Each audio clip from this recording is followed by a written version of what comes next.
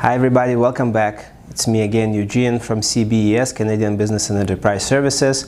We continue with part 2 of the determination of relations between your companies and employees and subcontractors. And as promised, today we'll talk about the parties who are interested in this determination, how it will affect our business. So first of all, the parties, and generally there are three groups of organizations or people that could be interested in this determination.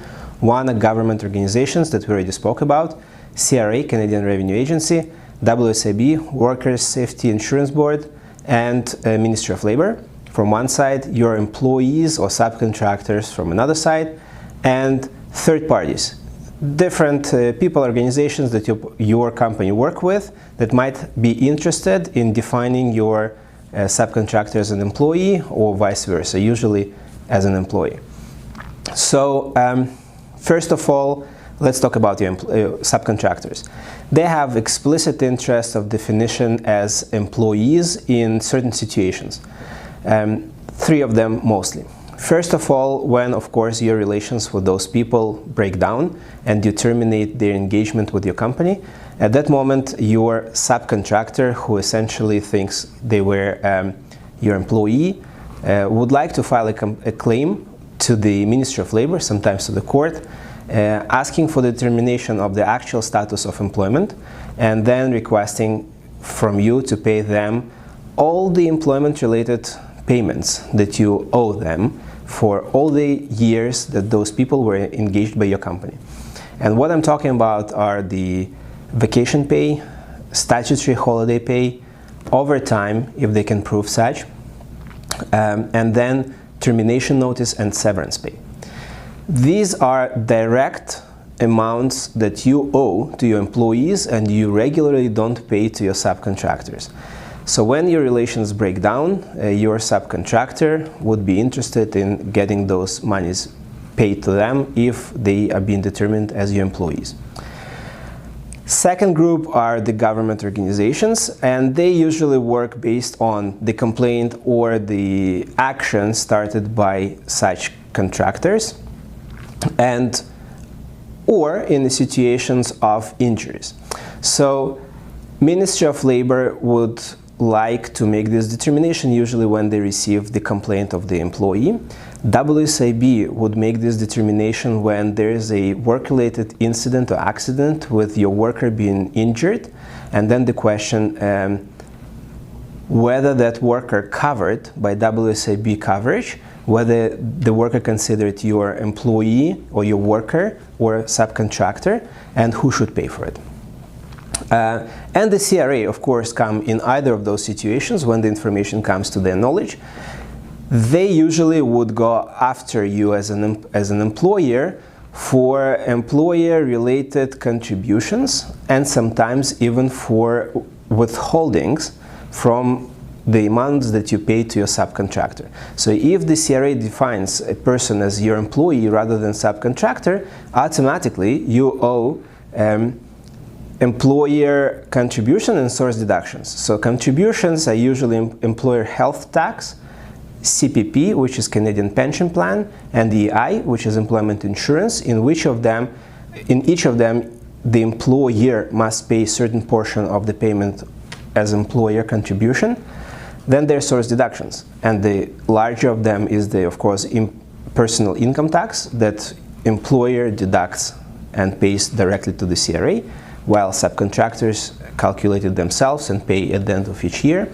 So all of those three organizations have their own tasks. We discussed them in part 1, and they will follow their questionnaires, their determination to come to a conclusion whether the person was employee or subcontractor. And as you could already imagine, we talk about dozens and dozens of percents of annual pay that you pay to subcontractor that you could be required to pay more, either directly to the person or to one of the government organizations, and that can go backwards for 2, 3, 5, 6 years, depending on the determination of the organization.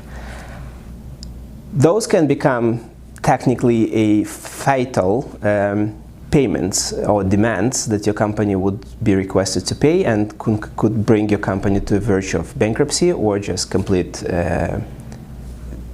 dissolution.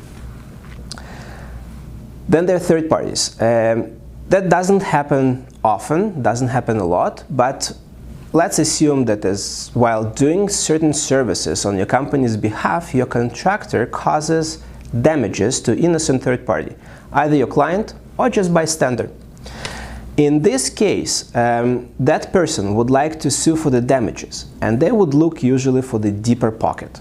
When your contractor is a single person or single person company or sole proprietor, they would understand that your company is the deeper pocket, and then they will become very much interested in determining the relations as an employee, because then you owe them the same duty of care and all the liabilities for the actions of your employees, and they can go after your company rather than after the subcontractor.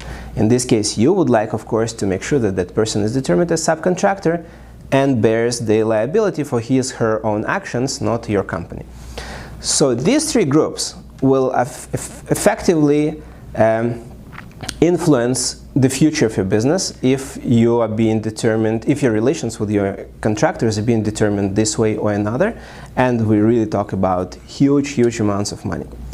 Now, how to deal with this situation, how to prevent unnecessary surprises, sometimes very unpleasant surprises, and what can you do right now?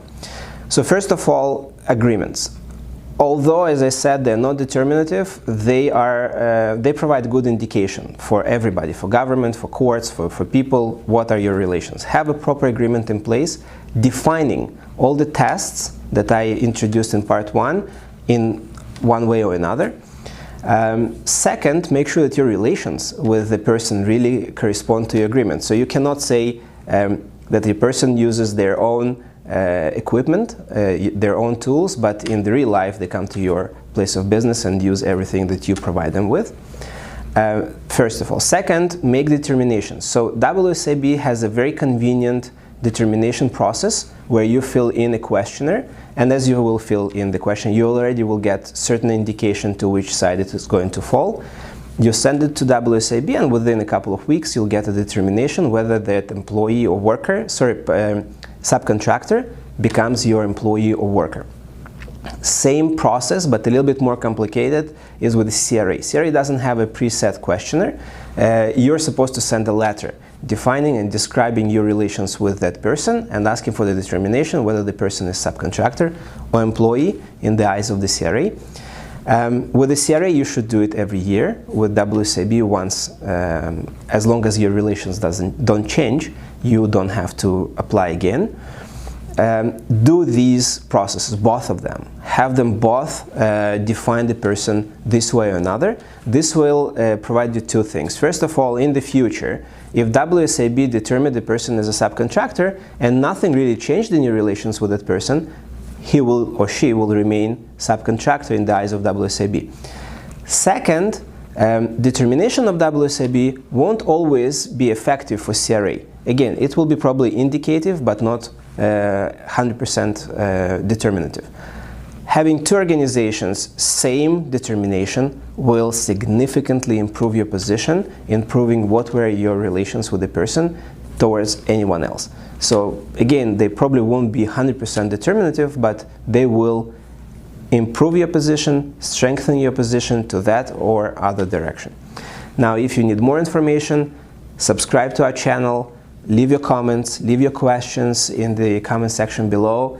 I'll provide you additional written information again below in the comment section. Visit our website. We have a lot of articles, a lot of information on this particular topic, many other topics, and hopefully we'll provide you with much more effective, positive information to protect your business and make sure that you work right in Canada. Thank you for watching. I'm looking forward to see you again. Thank you.